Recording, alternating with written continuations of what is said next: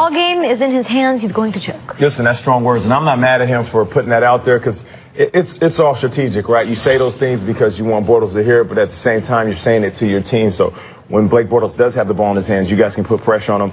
There were times when we played Brett Favre, and we said the same thing. And there were times where Brett Favre threw the ball away. More times than not, Brett Favre went down there and he took his team to the end zone. So with Blake Bortles and all the criticism that he's received, I feel like with guys saying stuff like this, with his up and down season, you got a moment this year in the playoffs to redefine yourself. We have such short-term memories. If he plays well, if he plays good, he doesn't need to play great and allows his team to win in the fourth quarter with that strong defense, he will reinvent himself. And we'll be talking about Blake Bortles as one of the better quarterbacks going into next season. So for what it's worth, Blake, you hear that? You hear them talking trash? Show up and show out. Pretty cleanly, I'll say it. He's a number 3 pick. He's making $19 million next year.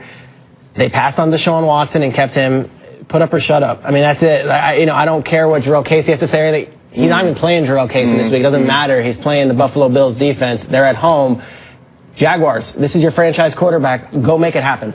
There's something I'm very amused by with this sort of trash talk. It feels very 90s or something. Even the fact that it went on FM radio, not even on Twitter. I mean, I remember Ray Buchanan once said Shannon Sharp looks like a horse before they played in the Super Bowl. And they went back and forth. And it's interesting to me because I was the guy a couple weeks ago. I said, the Bortles jokes are over. No, he's good now. He hasn't been good since then. The Bortles jokes are back. But Peter, I've said this all along. There's going to be a 3rd and 9 in the playoff game, and he's going to make the play or he's not going to make the play. And if he makes the play, the jokes are over. But Jarrell Casey has a point. He hasn't done it yet. The numbers do seem to agree with Casey. I don't know if he should have said that, but Bortles is completing under 15% of his passes. He has a 48 passer rating when under pressure this season. And, Blake Bortles was asked about Casey's comments yesterday. Here's what he said.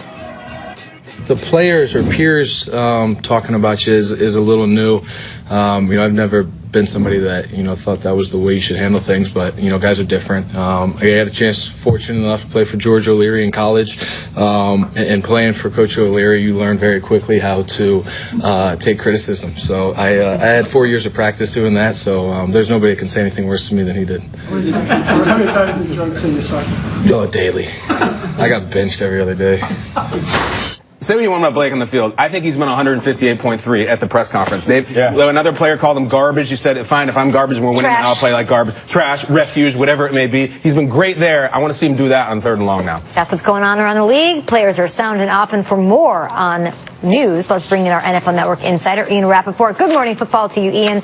The Bills hoping to have LaShawn McCoy ready for their wild card game on Sunday in Jacksonville. That is huge. What's the latest on Shady?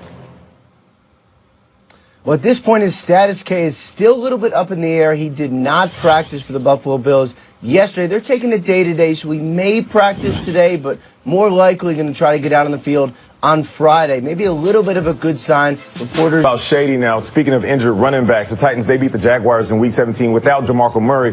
What are the chances that his knee that's been banged up is healed enough to go versus Kansas City?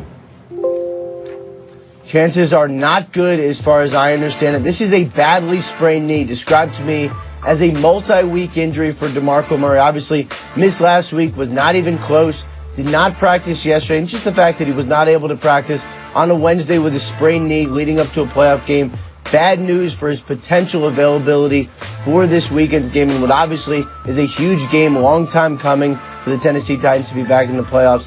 Looks like they are not going to have their starting running back, which is not great news. But considering they have Derrick Henry behind him, who is ready to be a workhorse, bell cow running back, maybe not all bad for the Titans. All right, Ian, last but not least, what's going on with Josh McDaniels, Pat's offensive coordinator, who is scheduled? He has a lot of interviews. He's real super busy and booked up, but he had an interview with the Colts for their head coaching gig. He moved that up, or when is that? What's going on? Yeah, so all this weather stuff that is happening around us, not me, I'm very safe right here. No snow dripping on me, and you guys obviously in the friendly confines of your lovely studio. Everyone's getting weather. So Josh McDaniels was supposed to interview with the Colts today. They ended up accelerating that and moving it up to yesterday. So he met with them last night. Check that off the list, and obviously that is one to keep an eye on. They got Andrew Luck. It is a desirable location, one that from my understanding, Josh McDaniels would certainly be interested in. So check that off the list. He still has a couple more. Still has the Bears, still has the Giants. Those are going to happen either tomorrow or the next day. Fans not happy to hear about any of this interviewing